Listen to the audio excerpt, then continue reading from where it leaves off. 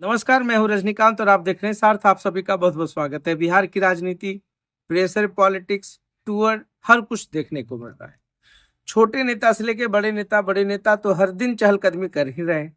और ऐसे में सीएम नीतीश कुमार का अचानक नालंदा पहुंचना एक बड़ा सवाल भी है।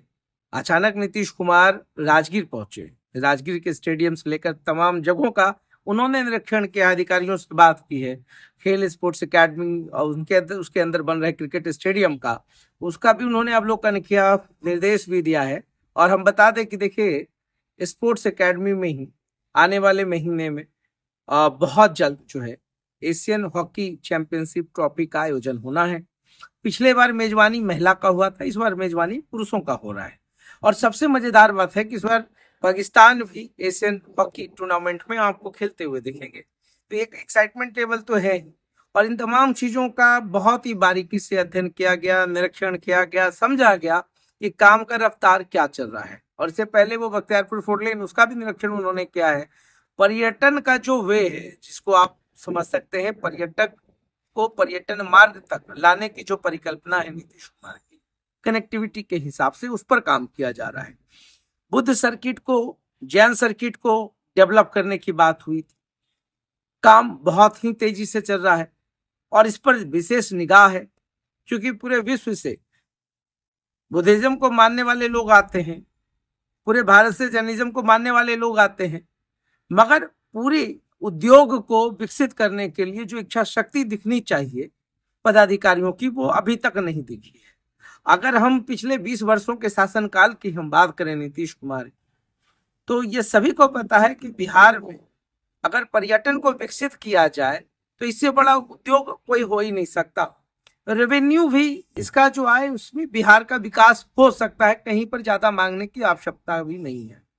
आप तिरुपति जाते हैं, वहां का जो रिलीजियस टूरिज्म है उसके रेवेन्यू से डेवलपमेंट की बात हो जाती है। शंकर नेत्रालय मेडिकल टूरिज्म का बहुत बड़ा हब है। आप त्र्यंबकेश्वर चले जाए, रिलीजियस टूरिज्म का बड़ा हब है। आप अजमेर शरीफ चले जाए, रिलीजियस टूरिज्म का बहुत बड़ा हब है। और सभी हब की अगर परिकल्पना किसी एक स्टेट में किया जा सकता है तो वो बिहार है। और बिहार में नालंदा का जो पर्यटन उद्योग है, इसको बहुत ही भीष्म इरादों की जरूरत है।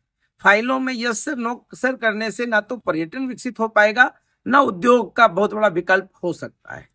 तो अभी बहुत सारी इच्छा शक्तियों की बात हो रही थी, बुद्ध सर्किट की बात हो रही है। और दूसरा जो सबसे बड़ा एक सेक्ट है, जो कम्युनिटी है, जो फाइलम है, वो सूफी और संत सर्किट को डेवलप करने की मांग कर रहा है। अब सूफी और संत सर्किट क्यों मैं ऐसी बात कर रहा हूं? आज देखिए, गुरु पूर्णिमा भी है। आज बिहार शरीफ के बाबा मनीराम अखाड़ा, संभवतः भारत का यह पहला मंदिर है, संभवतः मैं कह रहा हूं, जहां पर लंगोट अर्पण किया जाता है।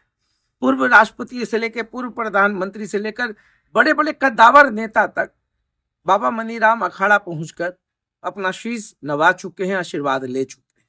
और आज बाबा मनीराम अखाड़ा जो स्थल है, वहां पर बहुत बड़ा मेले का आयोजन किया जा रहा है, जिसको लंगोट मेला के नाम से जानते हैं। तो एक बड़े संत गुजरे हैं। अब दूसरे जो कंटेम्प्रेरी बात अगर हम करें, संतों की बात करते हैं, तो फिर सूफियों की भी बात करते हैं। हजरत मखदूम शेख सरफुद्दीन अहमद अय्या मनीरी रहमतुल्लाह, पर्शियन के विश्व में दूसरे बड़े स्कॉलर, इनके ऊपर ना जाने कितने सेमिनार्स आयोजित किए गए।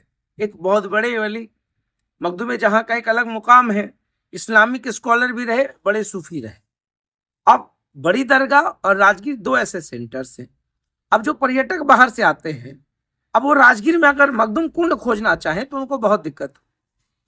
तो सूफी और संत सर्किट को इंटरनेशनल टूर पैकेज में जोड़ने के लिए या लोगों तक प्रचारित प्रसारित करने के लिए जो पहल होनी चाहिए, वो अब तक नहीं हो पाई।